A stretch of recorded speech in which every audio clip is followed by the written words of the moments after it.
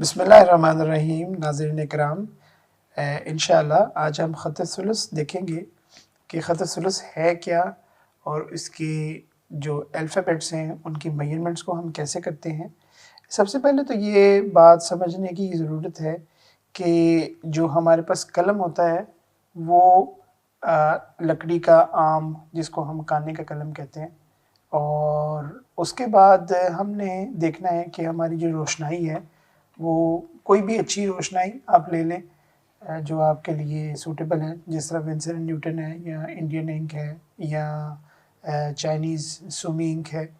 मैं इंशाल्लाह लिंक जो है उनके डिस्क्रिप्शन में डाल दूँगा ताकि आप लोगों को आइडिया हो जाए। उसके बाद जो हमारी शीट्स होती हैं वो थोड़ी सी ग्लॉसी होती हैं। एक हमारी ऑफसेट होती हैं जो हम नॉर्मल प्रिंटर में यूज़ करते हैं 70 ग्राम, और ये जो होती हैं ये art paper, art card, art sheet, जो भी आप इसको नाम दे दें। कुछ लोग आर्ट कार्ड कहते हैं, कुछ आर्ट शीट्स कहते हैं। कार्ड जो होता है वो 230 ग्राम, 250 ग्राम, और जो नॉर्मल आर्ट पेपर होता है वो 115 ग्राम, 120 ग्राम, 105 ग्राम। अच्छा जी, सबसे पहले तो हमें ये अंडरस्टैंड करने की ज़रूरत है कि ये जो एक डायगोनल नुक्ता हम लगाते हैं इसको हम कहते हैं ख़त।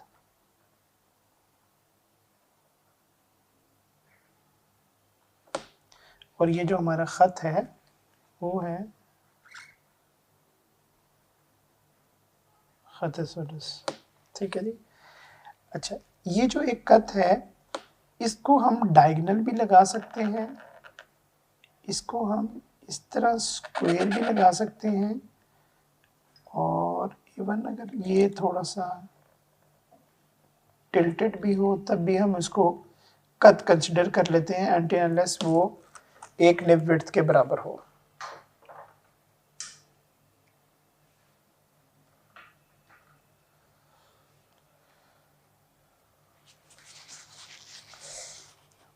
अच्छा जी, स्टार्ट करते हैं हम। आपको शायद याद हो कि इंग्लिश की 4 लाइन कॉपीज़, उसमें हमारे पास एक होती है बेस लाइन, एक होती है फिर वेस्ट लाइन, एक डिसेंडर लाइन और एक असेंडर लाइन। हमारे पास अरबिक में एक हमारी बेस लाइन होती है जिसको हम कुर्सी कहते हैं। ये हमारी बेस लाइन है कि इसके ऊपर हमारे वर्ड ने बेस करना है। फिर एक डिसेंडर 1, एक डिसेंडर 2 और एक असेंडर लाइन होती है। ठीक है, अब इसकी हम डिवीजन कैसे करते हैं, जैसा कि आप देख सकते हैं। पहले हम 3 कत,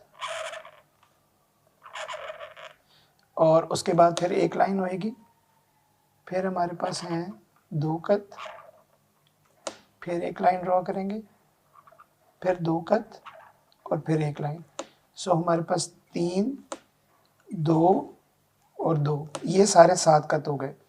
आपने ये भी देखना है कि जो हम डायगोनल कत लगाते हैं उसको एक तो आपने डायगोनल रखना है, और जो कत है वो उसको एक डायगोनल के ऊपर दूसरा डायगोनल कत लगेगा ताकि वो एक सिमेट्री में सारी चीज़ें आ जाएं।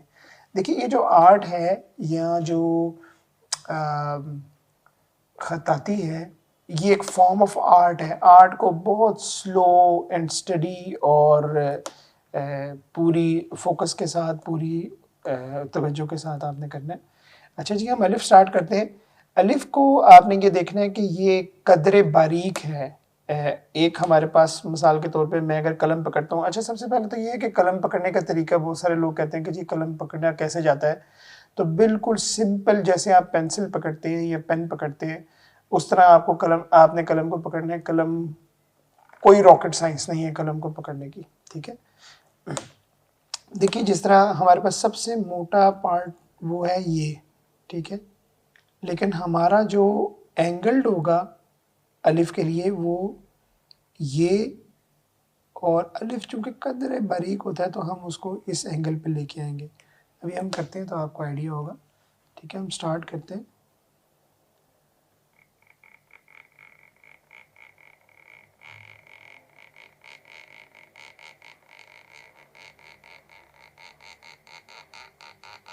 देखिए, बहुत आराम से, बहुत सुकून से, बहुत पीसफुली इसको, जब यहाँ तक आप आ जाएंगे तो यहाँ से ये इसका थोड़ा सा कोना होता है, इसको आपने बड़े गौर से देखना है कि बिल्कुल एंड पे आके वहाँ से लेके यहाँ तक बिल्कुल सीधा आएगा और यहाँ से आहिस्ता आहिस्ता वो टिल्ट होते होते उसकी नोक बन जाएगी।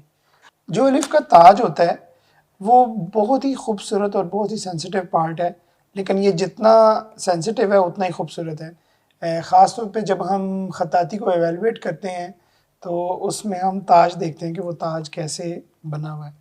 तो उसके लिए हम एक यहाँ पे एक डायगोनल इसका एक कट लगा के यहाँ से फिर हम स्टार्ट करते हैं, ठीक है, और इसको यहाँ तक ले आते हैं जहाँ तक ये वाला जो कलम का पार्ट है, सॉरी ये वाला, ये जो कलम का पार्ट है यहाँ तक जब ये आ जाएगा तो इसको आपने ड्रॉप कर देना है और उसके बाद फिर एक कट हमारा यहाँ लगेगा और एक कट हमारा यहाँ लगेगा और इसको आपने फिर फिल कर देना है। इसका जो ये वाला पार्ट होता है वो हल्का सा गोल होता है, हल्का सा, इतना बारीक सा गोल होता है कि वो लगता है ऐसे ही है कि जैसे वो नोकीला है, ठीक है जी।